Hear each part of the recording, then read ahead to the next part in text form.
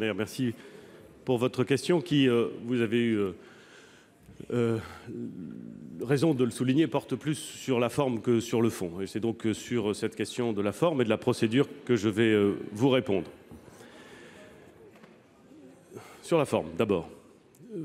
Vous évoquez la façon dont le texte arrivera au Sénat, le moment où il arrivera au Sénat. Les deux motions de censure qui ont été déposées hier à l'Assemblée, dimanche à l'Assemblée nationale ont été repoussées hier par deux votes distincts.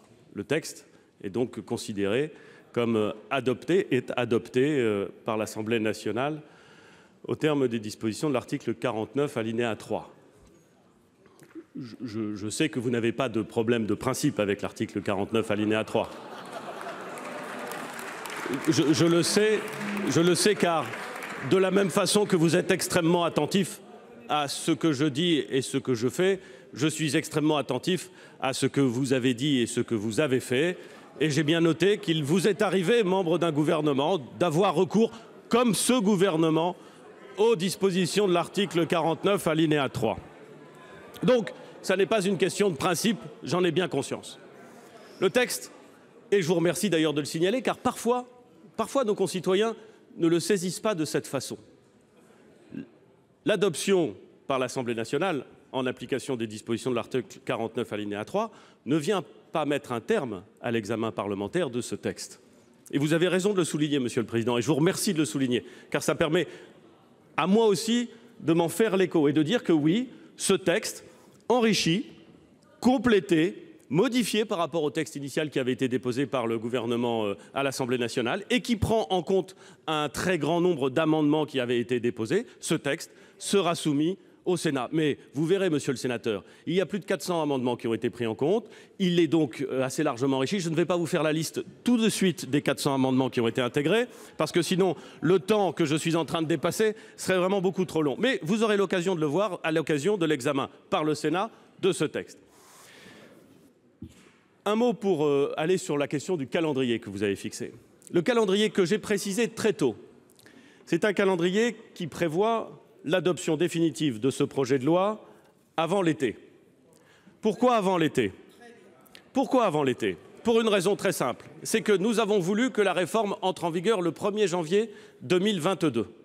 Et que entre le 1er janvier 2022, pour tous ceux qui rentreront sur le marché du travail pour la première fois à 18 ans au 1er janvier 2022, et le 1er janvier 2022, pour des dispositions qui constituent des progrès sociaux et notamment des avantages nouveaux offerts aux Françaises et aux Français. Et c'est comme ça.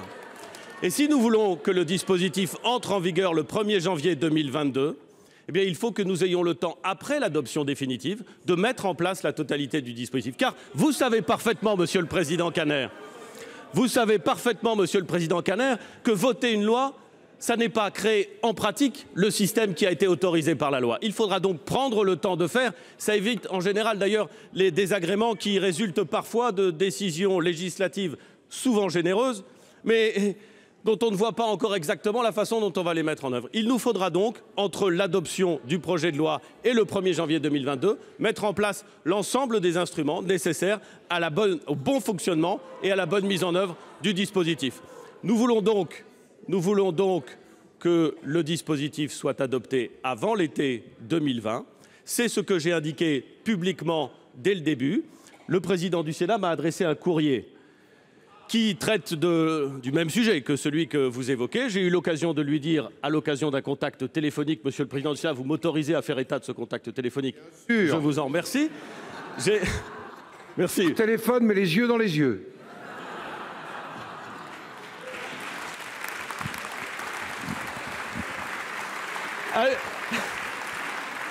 À une époque où les contacts physiques sont plus compliqués, cette forme de tendresse me touche également, Monsieur le Président.